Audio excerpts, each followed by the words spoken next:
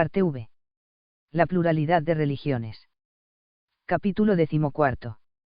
Pluralismo religioso y encuentro entre las religiones.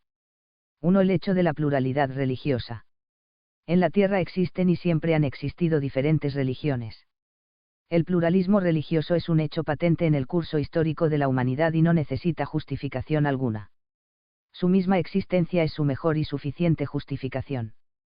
La religión solamente se realiza y existe en las religiones. Entendemos por religión en este sentido la tradición religiosa histórica que se expresa en unas doctrinas propias, unos ritos determinados, y una organización más o menos trabada. El pluralismo religioso es un hecho primario, producido por la diversidad y las opciones que necesariamente origina la vida en el mundo. Existe pluralismo de religiones como existen también modos diversos de entender la política, la economía o el arte. Las religiones son, como estos campos de la acción humana, un aspecto integral de la cultura que el hombre y la mujer construyen en la tierra. Las tradiciones religiosas expresan la vida espiritual de un sujeto comunitario y trascienden, por lo tanto, a los individuos que forman la comunidad. Las religiones de la humanidad no obedecen a un tipo único, lo cual demuestra empíricamente que no pueden considerarse como especies de un género. Cada religión o tradición religiosa se comporta como un género. Es un género en sí misma, de modo que los aspectos comunes que pueden presentar las religiones no bastan para incluirlas a todas dentro de un único título taxonómico que las abarque adecuadamente. Hay tipos muy distintos de religión. Las religiones primitivas, que algunos denominan cósmicas, reflejan vagamente un sentido de dependencia de poderes sobrehumanos, que se hallan difusos en la naturaleza. Estas religiones muestran una relativa universalidad, que les viene dada por el carácter universal de la condición humana, pero no son religiones propiamente universales. Expresan una experiencia hondamente fragmentada y se manifiestan en versiones telúricas, animistas, etc. Su carácter primario y elemental, reflejo del contacto entre el hombre religioso y las fuerzas de la naturaleza, permite que algunas de estas religiones casi prehistóricas pervivan aún en la actualidad en pueblos de escaso desarrollo cultural que subsisten en condiciones elementales de vida. Las religiones o cultos nacionales o ciudadanos, que se pueden considerar políticos, de polis, se desarrollan en el mundo griego y romano antiguos. Son religiones politeístas en las que, a través de los dioses, se rinde culto en realidad a la propia ciudad mediante prácticas obligatorias que dan forma a la conciencia de identidad cívica. Son religiones que han desaparecido. Las religiones mistéricas, que florecen también en el mundo antiguo, suponen una reacción contra la religión cívico-política, y se enfrentan con los problemas existenciales que debe resolver necesariamente el ser humano. Ya no se trata del ciudadano, sino de cualquier hombre y mujer, sin distinción de condición social, raza o nivel de cultura. Se distancian del politeísmo, rinden culto a un dios o diosa titulares, y contemplan el individuo y su destino salvífico.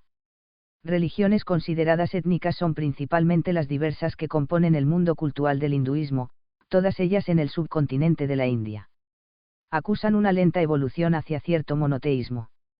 El confucianismo y budismo son las religiones orientales más importantes. Encierran cada una a su modo un fuerte contenido ético, que las diferencia claramente de cualquier otro tipo de religión.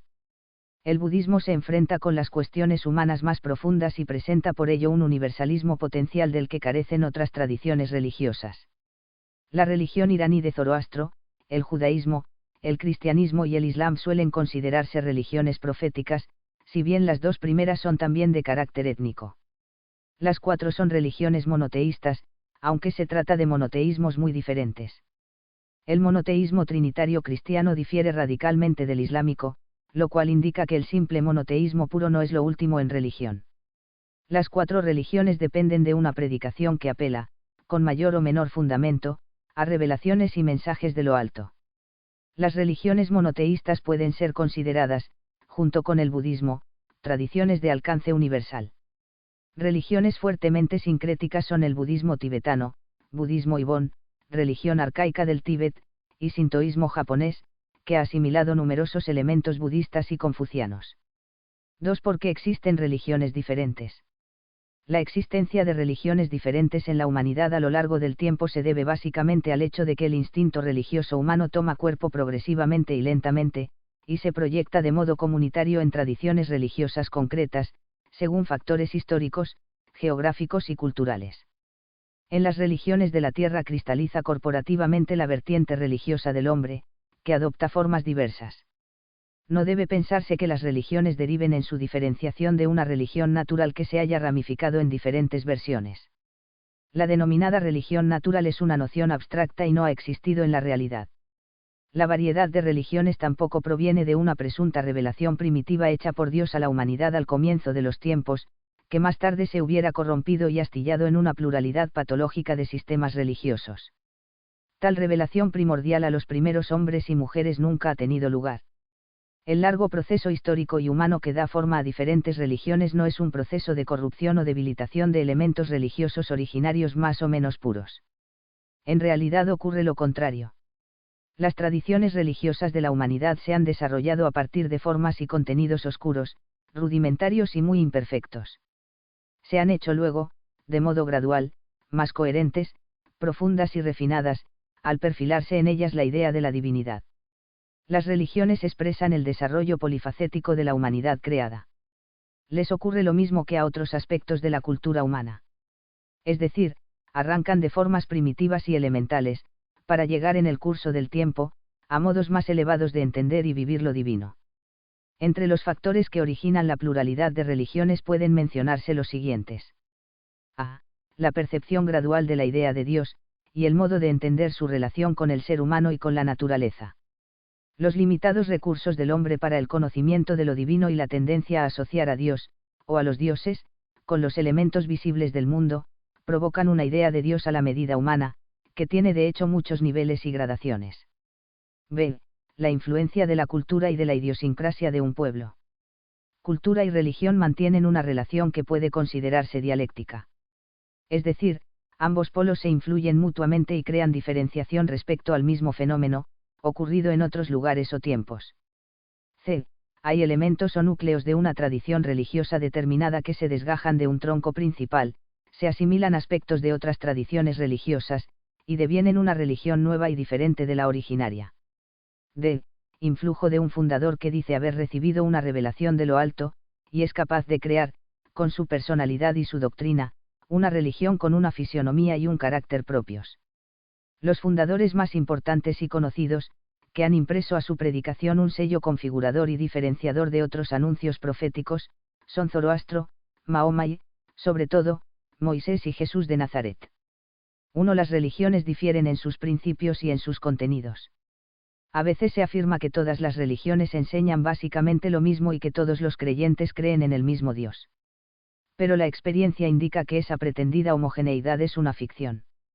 Las religiones no solo son diferentes, sino que enseñan cosas diferentes, y desean ellas mismas ser diferentes. Las religiones son diferentes, no proponen los mismos objetivos, y no enseñan el mismo camino hacia el más allá ni el mismo modo de alcanzarlo. Lo indican claramente las doctrinas y creencias de cada una. Las religiones suelen ofrecer un cuerpo de doctrina, más o menos desarrollado, acerca de Dios o un principio último y primero de la realidad, acerca del mundo, su origen y constitución, y acerca de la naturaleza humana y su relación con el principio absoluto. Prescriben asimismo normas para la conducta, así como vías diversas para conseguir los objetivos fundamentales de la existencia. Las creencias de una religión no contienen solamente una dimensión doctrinal. Vivir como un hindú, un budista, un musulmán o un cristiano, es algo más que haber adoptado una confesión religiosa determinada o unos ideales espirituales. Supone también adoptar un curso de acción, que es a la vez interno y externo, es propio de la comunidad y la distingue de las demás.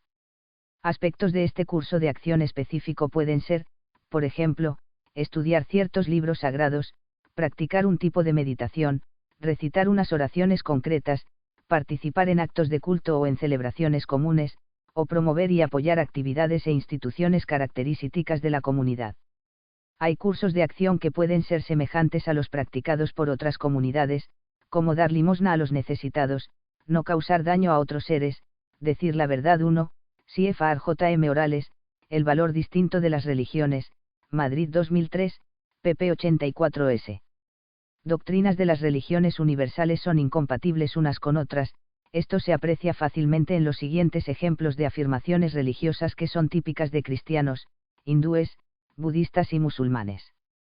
1. El mundo ha sido creado por Dios de la nada, judaísmo y cristianismo. 2. El mundo no ha sido creado ni existe un Dios que haya querido o podido crearlo, budismo. 3. Dios y el mundo son completamente distintos, cristianismo. 4. El mundo es una manifestación de Brahma, hinduismo. 5. El hombre y la mujer son seres libres, con un destino personal y eterno, cristianismo. 6. No hay un yo permanente, budismo. 7. Todo ser se haya sometido a volver a nacer, a menos que consiga el nirvana, budismo. 8. El hombre nace inocente de toda culpa, islam. 9. El hombre es desde su nacimiento un ser caído, cristianismo. 10. Todos los hombres son iguales, cristianismo. 11. Los hombres son diferentes por una ley cósmica y eterna, hinduismo. 12. Mahoma es el último y definitivo de los profetas, islam. 13. El Corán es un libro eterno, escrito en el cielo desde siempre. No tiene autor humano, islam. 14. La Biblia es palabra de Dios, y cada uno de sus libros está escrito por un hombre inspirado, cristianismo. 15. El monoteísmo verdadero niega la existencia de personas en Dios, islam. 16. El puro monoteísmo no es lo último en religión. El Dios único es trino en personas, cristianismo. Estas proposiciones, y otras que podrían mencionarse, expresan creencias centrales del hinduismo, cristianismo, budismo e islam. No son para esas religiones principios diveita valsos sometidos a negociación. Si bien las religiones reconocen en principio una dimensión trascendente de la realidad, la conciben y describen de modo distinto en religiones teístas y no teístas.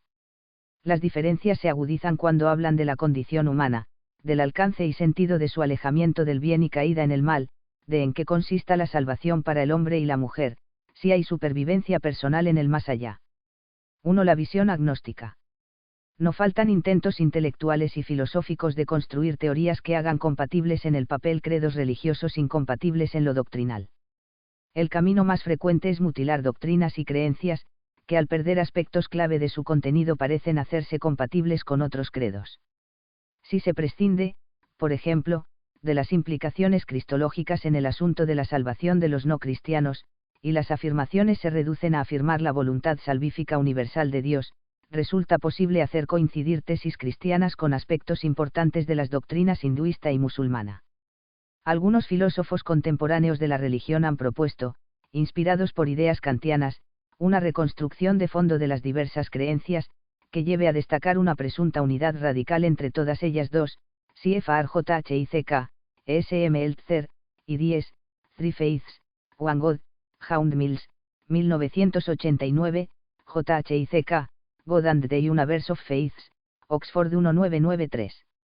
Una cosa es para Kant lo real en sí mismo, y otra distinta lo real tal como es experimentado de modo diferente por las diferentes comunidades humanas. Aunque las doctrinas particulares de una religión no son estrictamente verdad como descripciones de lo real en sí, sirven, sin embargo, para articular y orientar nuestras respuestas religiosas en busca de salvación. Todas las religiones, que conciben el ser último de modo distinto, son equivalentes según esta concepción como guías soteriológicas. Desde esta perspectiva relativista y agnóstica, una idea personalista de Dios y una idea impersonal de la causa última pueden ser incompatibles si cada una de estas creencias pretende que su noción de la divinidad responda verdaderamente a lo que ésta es en la realidad. Pero si cada uno de esos credos admite que concibe a Dios desde el punto de vista y la experiencia de una determinada tradición cultural, la incompatibilidad desaparecería. Pero esta complicada teoría no responde a la realidad de las cosas, ni a la psicología de los creyentes normales. Los seguidores de una religión tienen una comprensión realista, no kantiana, de sus creencias.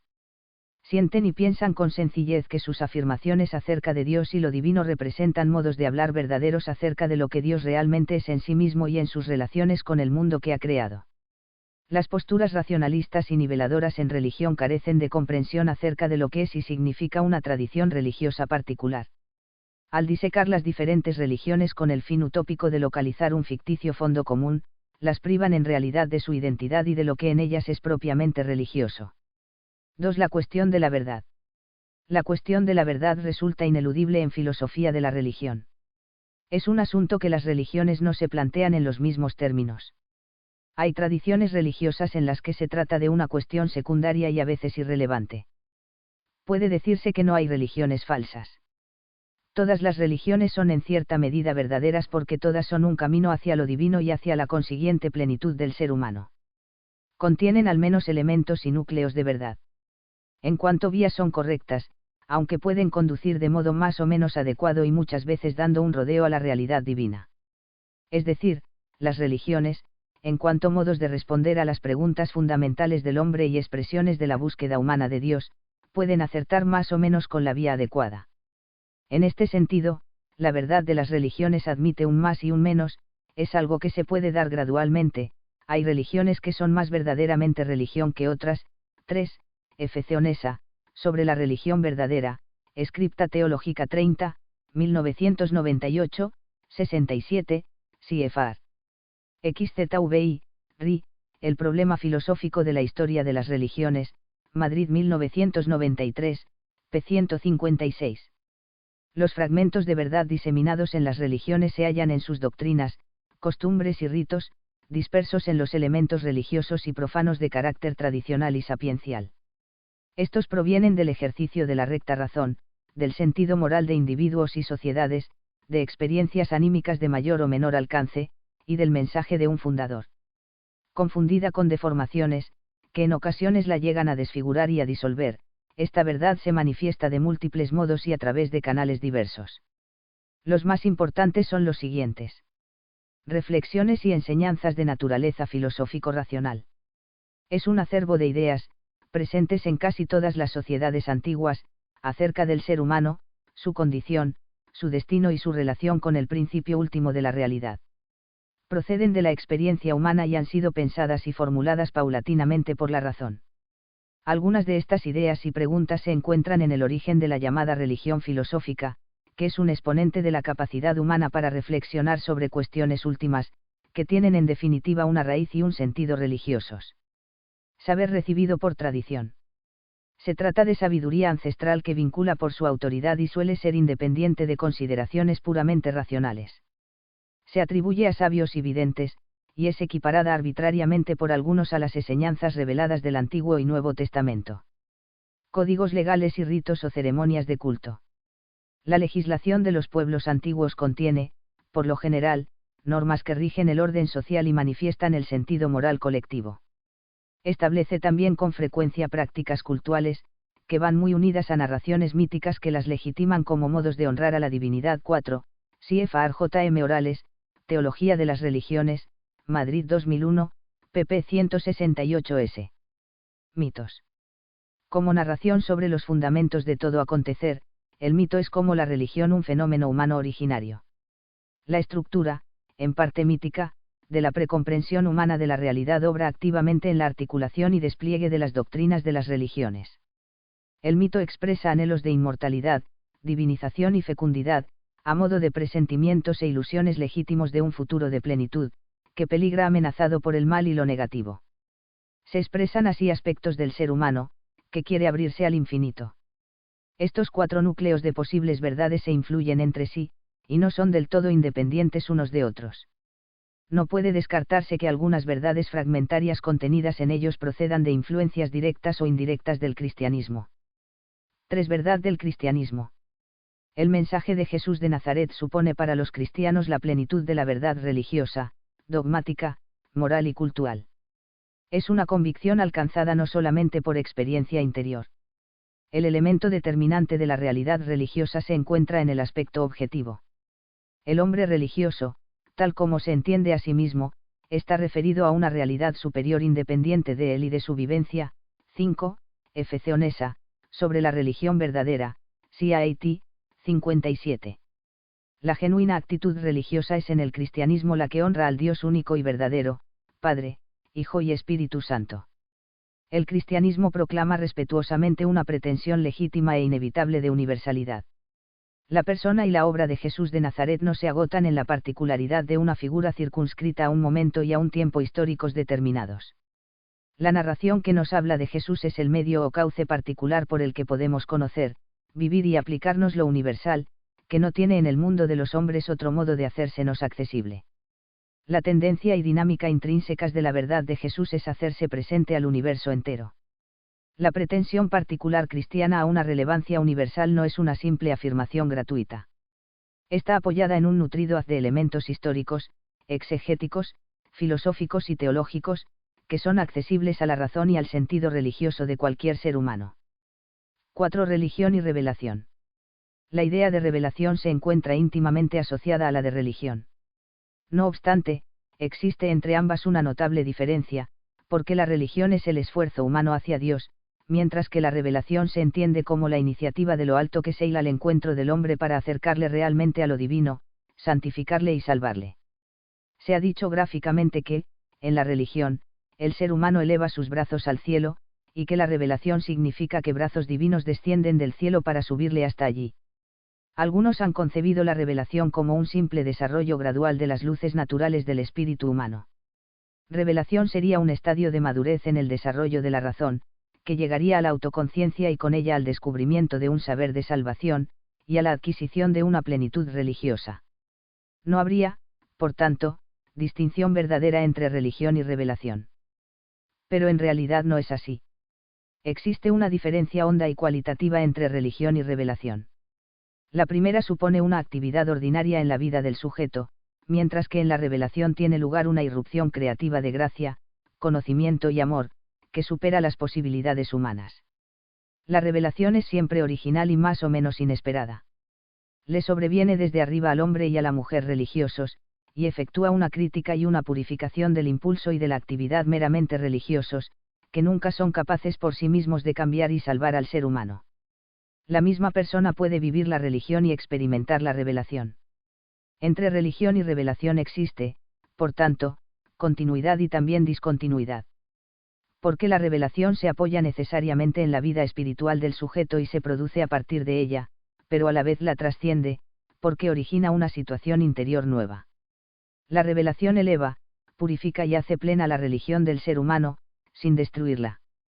La religión cristiana es la que más ha desarrollado la noción de revelación.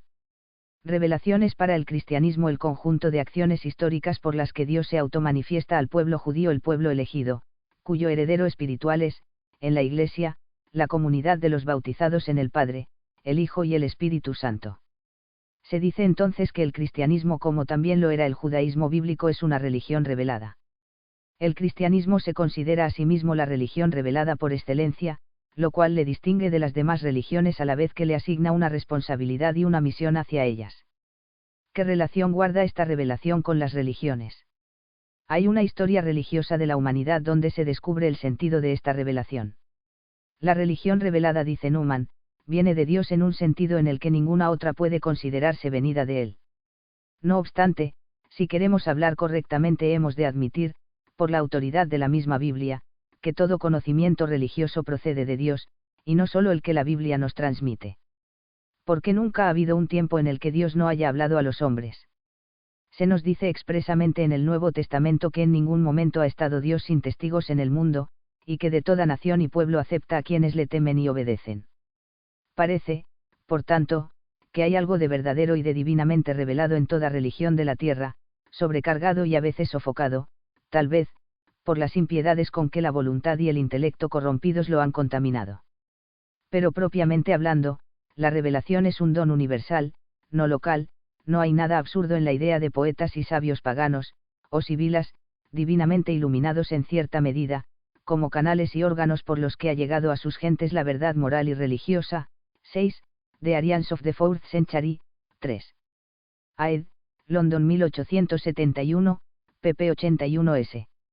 Si por revelación divina entendemos una influencia divina o sobrenatural en los intermediarios y en determinados contenidos religiosos, no puede excluirse algún tipo de influjo divino revelatorio en muchos de ellos. En las religiones hay palabra de Dios en el sentido de que Dios habla de modo no definitivo a los fieles de esas tradiciones religiosas, y lo hace, por tanto, con un impulso que es dinámico, es decir, no para mover al estancamiento sino al desarrollo y al descubrimiento de horizontes nuevos. Podemos decir que la revelación judeocristiana trasciende y finaliza esas otras instancias revelatorias, a la vez que, purificadas, las retiene e incorpora. Las realiza en sus más profundos anhelos de verdad y de salvación.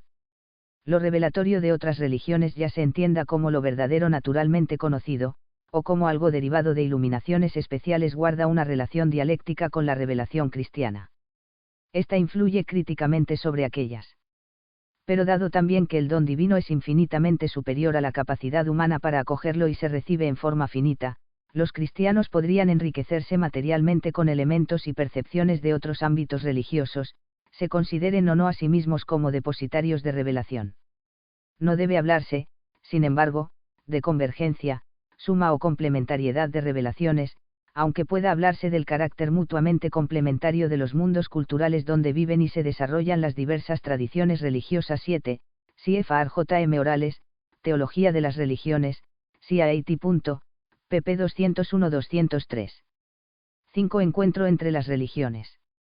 Las religiones más extendidas e importantes de la humanidad han tomado nota de la existencia de otras tradiciones religiosas, y han definido en términos más o menos precisos su relación con ellas. Lo han hecho especialmente las religiones que se consideran vías necesarias de salvación última en el más allá, a fin de determinar la situación salvífica de los seguidores de otros credos religiosos. La postura de unas religiones respecto a otras no acostumbra ser del todo unitaria, pero sus autores y documentos más representativos suelen concordar en unos criterios básicos y en un modo de actuar relativamente uniforme. En el mundo religioso del hinduismo predomina la idea de que las religiones son modos convergentes de contemplar una única realidad divina.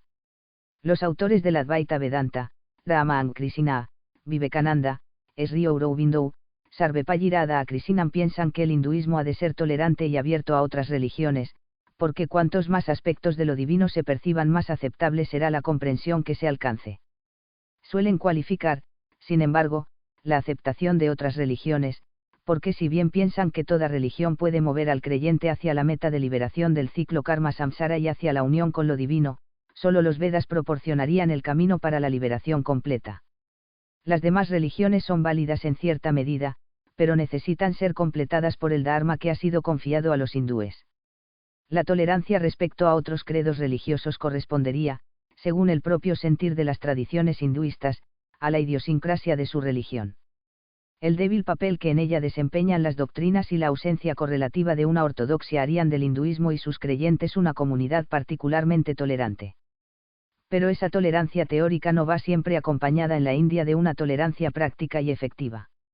La sociedad y el Estado indios suelen reaccionar con hostilidad respecto a la actividad de los adeptos de otras religiones. 9. Budismo. El budismo se presenta en la historia de la humanidad como una doctrina de sabiduría espiritual que trata de ofrecer respuestas coherentes a los enigmas de la condición humana, y especialmente al dolor. Quiere descubrir y desarrollar el iluminado potencial, el Buda, que duerme en todo ser humano. La enseñanza predicada por Siddhartha Gautama es principalmente una gnosis de liberación. La visión crítica e imparcial de las diferentes formas de vivir, que es propia del racionalismo budista, lleva a una actitud tolerante. Aunque el budismo no reconoce el mismo valor salvífico a todas las religiones, estima que también fuera de la tradición del Buda cabe la posibilidad de salvación y de crecimiento espiritual. El budismo se presenta en nuestros días principalmente como una doctrina ética que predica la paz y la tolerancia, y en el plano de la convivencia hace gala de una apertura y comprensión casi sin límites. La figura del Dalai Lama se ha convertido a través de la prensa occidental en uno de los representantes más caracterizados de esta postura. 10. Judaísmo. El judaísmo ha reflexionado desde los tiempos bíblicos acerca de la relación de Israel, pueblo elegido, con las naciones. Los profetas bíblicos insisten inicialmente en una drástica separación entre el pueblo de Israel y las naciones paganas, representadas principalmente por Egipto, Asiria, Babilonia, Etiopía.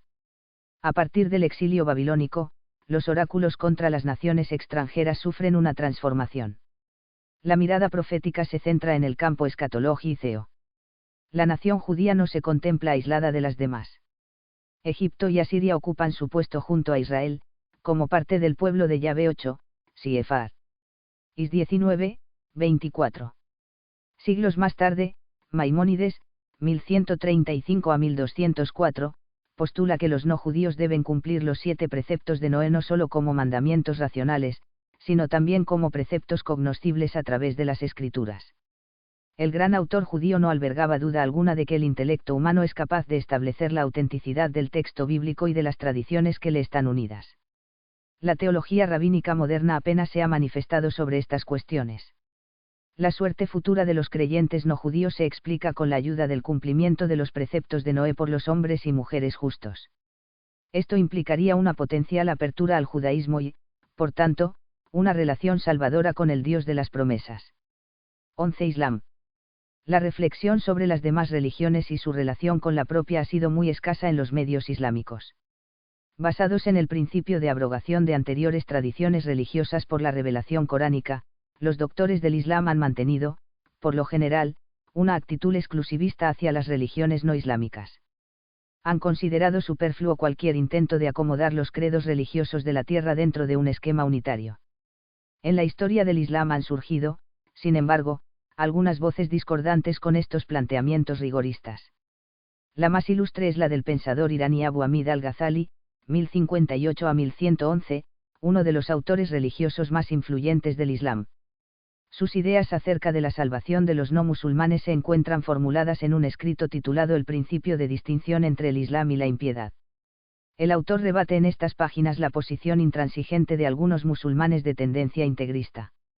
Planteamientos abiertos como el de al-Ghazali tienen continuadores en comentaristas coránicos del siglo XX, que apelan a la letra y a lo que consideran espíritu del Corán para una nueva comprensión de las relaciones entre el Islam y los otros credos. Estas posturas parten del carácter divino de la misión profética de Mahoma. Afirman a la vez que todos los mensajes de Dios ocurridos en la historia emanan de una única fuente, que sería, la madre del libro, 43, 4, 13, 39, o, el libro escondido, 56, 78. El término libro usado por el Corán no se refiere a ningún libro revelado específico, es una palabra genérica que denota la totalidad de las revelaciones divinas. Leemos en la Sura quinta, te hemos revelado la Escritura con la verdad, en confirmación y como custodia de lo que ya había de la Escritura, en la Torá y en el Evangelio. Juzga entre ellos según lo que Dios ha revelado. Punto. A cada uno os hemos dado una norma y un camino. Dios, si hubiera querido, habría hecho de vosotros una única comunidad, pero quería probaros en lo que os dio. Rivalizad en buenas obras. Todos volveréis a Dios. 9. Versículo 48. Una interpretación benévola de estas palabras trata de encontrar en el mensaje coránico un rechazo del exclusivismo y de la elección peculiar de un pueblo y afirma que el Corán reconoce la existencia de hombres buenos en otras comunidades. Autores de una ortodoxia estricta ven solo una referencia a cristianos, judíos y sabeos, que se han hecho musulmanes. Pero no es una interpretación avalada del todo por el texto. En otro lugar, se lee que, quien se someta a Dios y haga el bien tendrá su recompensa junto al Señor. 10, Sura 2. A. 112. Hay razones, por lo tanto, para sostener que la letra coránica suministra un apoyo a posturas de apertura salvífica, y que la doctrina de al-Ghazali no sería la de un mero autor privado. 11. C.F.R. Aman, The People of the Book and the Diversity of Religions, en P.J. Gerriff Fitz Edificio, Christianity Through Non-Christianize, New York 1990, pp 102 ss. Estos esquemas interpretativos no contienen para el Islam en su conjunto valor normativo ni representan corrientes dominantes de pensamiento musulmán. Son propuestas particulares, que no ocultan las dificultades del pensamiento islámico para entrar en la reflexión sobre las demás religiones. 12. Cristianismo. El interés de la Iglesia Católica por las religiones no cristianas no es un hecho reciente. Existe desde la época patrística y se intensifica durante los siglos medievales. La labor misional es la respuesta práctica a la cuestión vital de la salvación eterna de los infieles, mientras que a nivel teológico se elaboran doctrinas que permitan incluir a los paganos no evangelizados dentro de la única salvación lograda por Jesucristo. Se encuentran entre ellas las doctrinas del bautismo de deseo o invoto, de la fe implícita, de la obediencia a la conciencia recta, etc. El magisterio y la teología de la Iglesia han mantenido una actitud crecientemente positiva no solo hacia las posibilidades de salvación en el paganismo, sino también hacia el valor espiritual de las tradiciones religiosas no cristianas, salvadas las distancias que se derivan de la convicción cristiana sobre la definitiva y plena revelación divina en Jesucristo. La posición católica se formula con nitidez en la encíclica Evangelii Praecones, 2 de junio de 1951, de Pío XII. Se dice allí que la Iglesia Católica no despreció las creencias de los paganos ni las rechazó, sino que más bien las libró de todo error e impureza, y las consumó y perfeccionó con la sabiduría cristiana. Estas palabras recogen la conocida idea cristiana de que así como la gracia no destruye la naturaleza, tampoco la revelación propuesta por la Iglesia busca eliminar las religiones, sino elevarlas, purificarlas y perfeccionarlas. Estos pensamientos reaparecen con mayor detalle en la Declaración Conciliar Nostra Aetate, 28 de octubre de 1965, con la siguiente formulación: la Iglesia Católica nada rechaza de lo que en estas religiones hay de verdadero y santo. Considera con sincero respeto los modos de obrar y vivir, los preceptos y doctrinas, que, aunque discrepen en muchos puntos de lo que ella profesa y enseña, no pocas veces reflejan un destello de aquella verdad que ilumina a todos los hombres. 12. Nostra Aetate, N2. Las afirmaciones de la Iglesia acerca de la universalidad de la salvación obrada por Dios en Jesucristo son esenciales. Juan Pablo II lo ha formulado de la manera siguiente: el hombre, todo hombre sin excepción alguna, ha sido redimido por Cristo, porque con el hombre se ha unido Cristo de algún modo, incluso cuando ese hombre no es consciente de ello. 13. Encíclica Redemptor Hominis, 1979, N14. Esta doctrina ha sido reiterada innumerables veces en términos parecidos, sin que las convicciones que contienen hayan impedido la comunicación con hombres y mujeres de otros credos. Son textos que sientan la doctrina de Cristo, único Salvador, a través del misterio de la Iglesia, pero guardan un respetuoso silencio respecto al modo en que la eficacia salvadora de Jesús alcanza a todos los hombres. Se estima una misteriosa operación divina, que debe ser más adorada que investigada con los instrumentos de la razón humana, lo cual recomienda a la teología un tono de sobriedad cuando trata estas cuestiones. El encuentro entre las religiones de la tierra comienza a superar la simple coexistencia y desde luego la confrontación, aunque todavía hay un largo camino por recorrer. Han crecido la aceptación, el conocimiento y el respeto mutuos. Se comienza a comprender el sentido y alcance de la tolerancia. Es esta un valor reconocido y practicado en las religiones cristiana y budista mucho más que en otros ámbitos religiosos. El diálogo interreligioso ha desembocado sobre todo en la promoción de valores morales y éticos comunes, y en el estudio de soluciones a problemas centrales de la humanidad. Se cuentan entre ellos la paz entre países y comunidades étnicas, la lucha contra la violencia, el hambre, las pandemias, la ignorancia y las discriminaciones por motivos étnicos, religiosos, sociales, políticos y de género. Merecen atención especial los esfuerzos para combatir la esclavitud encubierta que contamina algunas sociedades. 1. CFR J. M. Orales, El valor distinto de las religiones, Madrid 2003, pp 84s. 2. CFR J. H. I. C. K., S. M. Eltzer, y 10, Three Faiths, One God, Hound Mills, 1989, J. H. I. C. K., God and the Universe of Faiths, Oxford 1993. 3. F. Ceonesa, sobre la religión verdadera, Scripta Theologica 30, 1998, 67, CFR. XZVI, RI, El problema filosófico de la historia de las religiones, Madrid 1993, p. 156. 4. CFR J. M. Orales, Teología de las religiones, Madrid 2001, pp 168s. 5. F. Ceonesa, sobre la religión verdadera, CIT, 57. 6. The Arians of the Fourth Century, 3. Aed, London 1871, pp 81s. 7. CFR J. M. Orales, Teología de las religiones, CIT. pp 201 a 203. 8. CFR. Is 19, 24. 9. Versículo 48. 10. Sura 2. A. 112. 11. CFR Fr. Aman, The People of the Book and the Diversity of Religions, en PJ Griffiths Edificio, Christianity Through Non-Christian Eyes, New York 1990, pp 102 ss. 12. Nostra Aetate, N2. 13. Encíclica Redemptor Hominis, 1979, N14.